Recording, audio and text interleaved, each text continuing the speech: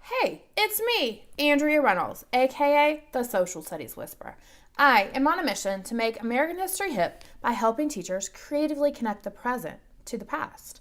Welcome to the premiere episode of my weekly Top Hits show. I'll be coming to you every Sunday with 3 historical events that occurred this week so that you can plan ahead. I'll feature helpful ideas for integrating literacy, technology, and supporting all learners. These fun facts can be your saving grace in those lulls, those transition moments. They can be great lesson hooks or the makings of some morning work. I'll be including significant events from across the spectrum, including Born on this Day, battles, inventions, sports, scientific achievements, even from the Social Studies Whisperer, music, art, pop culture, and more. First, find out the interests of your students and use these tidbits as a way to build community and foster relationships with your new learners, especially those history nerds, and spark further interest in history at the same time. If you follow the link in the video description to each week's blog post, you'll find even more description for these historical happenings and a quick fact for the rest of the week too. Let's get started with This Week in History because it's a pretty epic one. Top hit number 1. The Voting Rights Act. On August 6, 1965, President Lyndon B. Johnson signed the Voting Rights Act into effect. Why was this important? This act finally put a stop to any efforts some white Southerners made to keep African Americans from being able to vote. Why do I say finally? It's because the 15th Amendment granted freed slaves the right to vote in 1870, 5 years after the end of the Civil War. However, Southern states found a workaround for this by passing the infamous Jim Crow laws to impose poll taxes, literacy tests on freed slaves, along with unthinkable acts of terror to discourage African Americans from even trying to vote. Have students discuss why the passage of it was even necessary. An integral part of social studies is analyzing cause and effect, along with comparing and contrasting, like the hand motions. People, places, and events. How about have your students create a timeline of the events leading up to the passage of the Voting Rights Act, including the Selma March. The movie Selma is a powerful one. I suggest using the movie trailer on IMDb. As always, preview first and note that imdb.com may use ads. Your students may have already seen it, which makes for a great connection to the content. Even better, do you flow? If you know me, you know I'm a huge fan of the website flowcabulary.com, which features engaging and educational raps. I'm such a fan that I became a FlowCap MC educator, which essentially means I'm a brand ambassador, which is different than a paid affiliate. New. I just share the love for the glory and sometimes swag because it's always been an invaluable learning tool for me and teaching tool. I use it to learn too. I mention this because Flowcabulary has a Voting Rights Act and Selma March unit, which includes the video, of course, and multiple teacher resources and even the new vocabulary game. If you don't have a subscription, you can check it out with a free trial, but you're going to want to get one.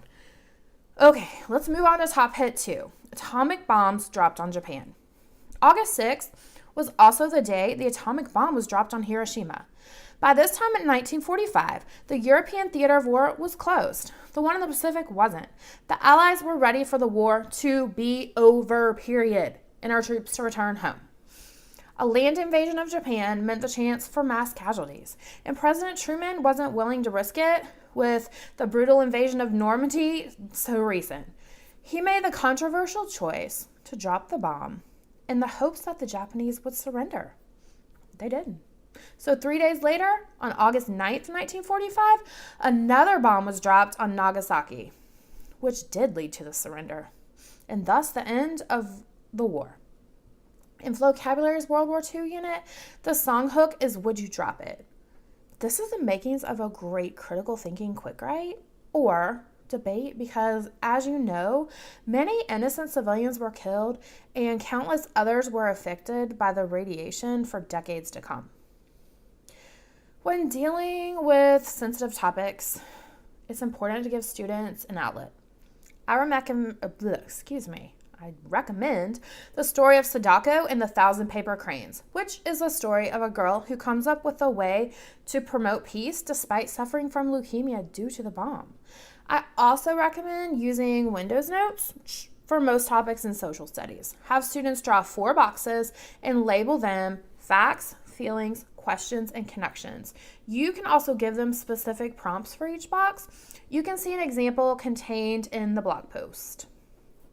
On a lighter note, August 10th is essentially the birthday of the Smithsonian Institution. In 1846, the iconic American museum system was born. I did not know this. An eccentric English scientist named James Smithson passed away in 1829. Then he left a large sum of money to the United States, requesting that it be used to further knowledge. So it's no surprise it took a lot of discussion and back and forth with the British to decide what to do with the unusual gift. President James K. Polk was the one who finally signed the legislation to establish the Smithsonian that we know now, which is comprised of multiple sites, right? So how about a writing prompt? What else could America have done with the money at the time? Or have your students decide what kind of museum they would create or way to further knowledge in the America that we know now. Also, you could have students create a timeline of each individual museum's opening, including the most recent opening of the Smithsonian National Museum of African American History and Culture. Their website is amazing.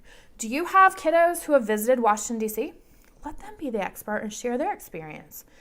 This wraps up this week's Top Hits. Don't forget to check the link in the description to visit the blog post.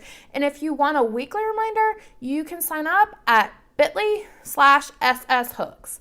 See the link. You'll get my free lesson hooks cheat sheet too, and a reminder that I'm even doing this. So be sure and let me know if you used any of these, if they were helpful, or any cool stuff you've got going on in social studies. And I will see you next week.